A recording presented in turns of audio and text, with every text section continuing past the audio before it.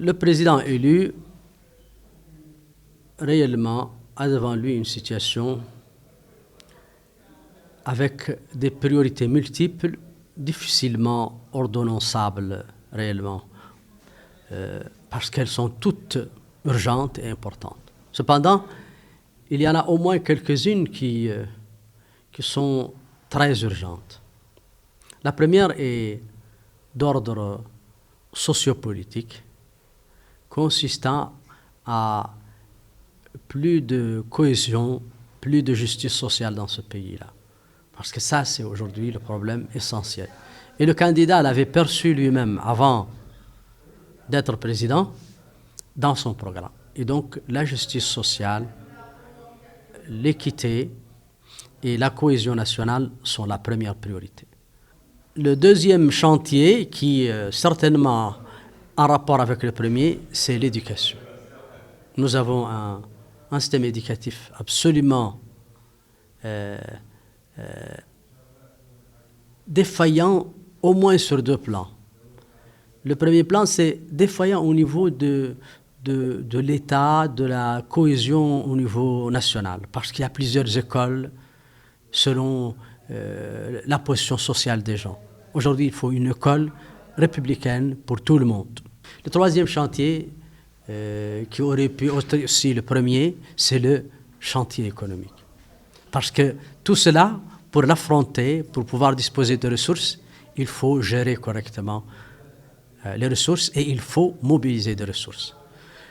Personnellement, je pense que dans le volet économique, il y a le système financier il est urgent que le système soit réformé. Quand je parle du système financier, je parle des banques et des assurances, parce que c'est la collecte de l'épargne, c'est la mobilisation des moyens.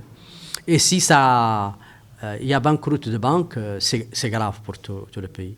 Mais il y a aussi les volets des secteurs productifs, que ce soit les mines, les hydrocarbures, l'agriculture et autres. Donc, je vais dire, voici les trois grands chantiers que le président doit attaquer immédiatement dès sa prise de position, de responsabilité.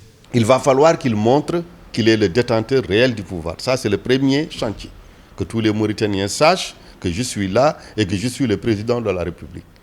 Le deuxième chantier, c'est le chantier de la réconciliation nationale et de la cohésion sociale. Parce qu'on a vu comment des contestations électorales ont été déconstitutionnalisées, dénaturisées pour être posées sur le combat simplement ethniciste et culturel. Et ce genre de discours qui, à mon avis, construit, élaboré, est destiné à la consommation des populations simples. C'est parce que les gens qui tiennent ce genre de discours, généralement, ils sont dans les salons et leurs enfants sont à l'abri simplement de ces soubresauts. Nous ne pouvons pas nous développer si en interne, on n'a pas géré ces crispations identitaires. D'où le troisième chantier, n'est-ce pas, du chef de l'État, c'est de tenir un discours apaisé, un discours qui réconcilie, un discours non revanchard, mais surtout un discours accompagné d'actes concrets.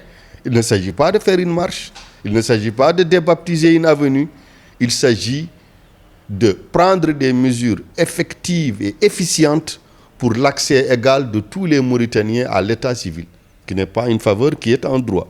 Deuxième élément, il faut que la question foncière soit réglée de la manière la plus démocratique, la manière la plus rationnelle et la manière la plus convenable.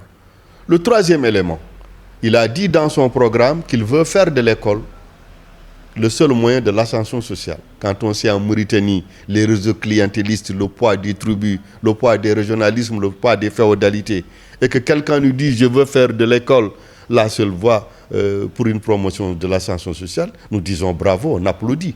Parce que cela suppose une bonne gouvernance, cela suppose la propagation des valeurs de la méritocratie. Est-ce qu'il pourra le faire? Je ne sais pas. Parce qu'il y a quand même les 100 premiers jours où on doit avoir, ne serait-ce qu'un soupçon positif par rapport à ce qu'il va nous faire. Le quatrième chantier, c'est avoir des relations apaisées avec nos voisins. Un pays ne peut pas se développer si en interne, il y a des crispations identitaires, si en interne, les populations vivent dans des conditions économiques extrêmement difficiles pour avoir accès aux soins de santé les plus élémentaires et avoir des relations extrêmement difficiles, si vous voulez, avec les États voisins, notamment le Sénégal, le Mali, le Maroc, la Gambie. On ne vit pas dans un îlot, on n'est pas dans un océan begmé.